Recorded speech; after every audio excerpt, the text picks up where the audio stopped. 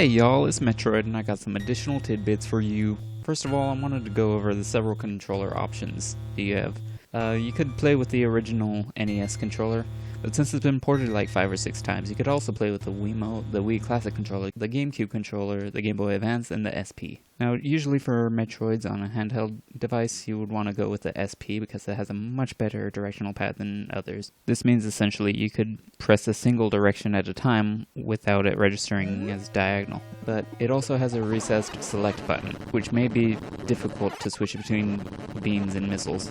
For example, if you want to mash quickly against a boss. So you might want something with a more protruding select button or alternative.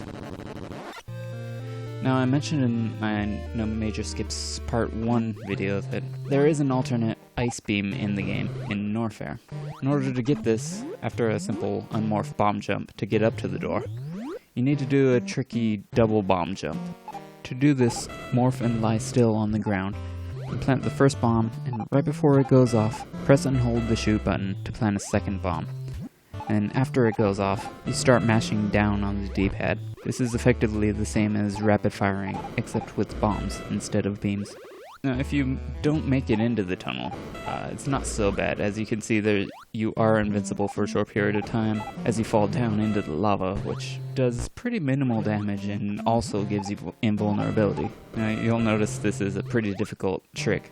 It's not only that you have to get high enough, in fact in this scene you'll see I actually am getting high enough, is that you need to get exactly the right height so that your falling speed aligns you perfectly with the hole on a frame.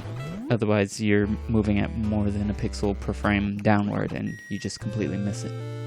Next thing I want to go over is probably one of the first sequence breaks in video game history.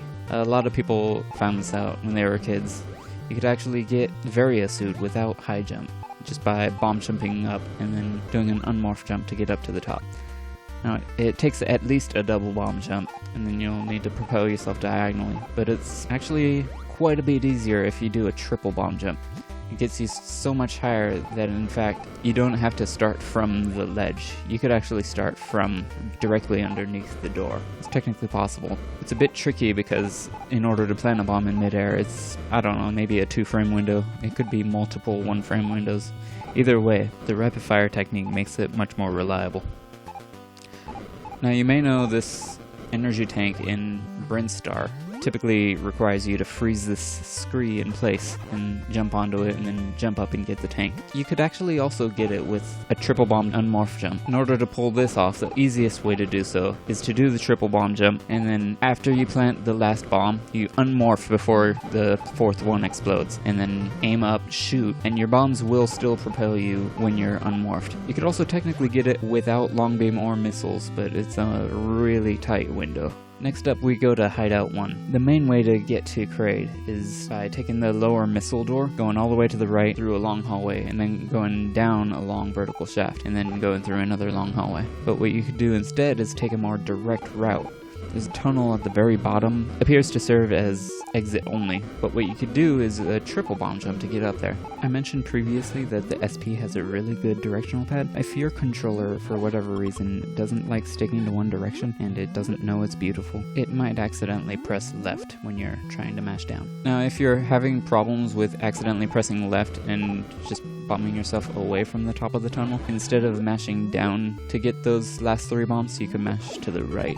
Makes it a little more consistent. Now, it's pretty cool that there are actually alternate routes to get through here, and I saw something that is a trick that's this tricky. It always makes you feel special when you pull it off. However, it actually turns out to be about 20 seconds longer than the normal path, so that's really unfortunate. Now, in addition to being able to take an alternate entrance to get to Kraid, once you defeat Kraid, you could actually take an alternate exit as well. But typically it'll require getting high jump beforehand. What you do is, first of all, you want to leave through the door to the right and then come back. That'll respawn this infinitely spawning bee.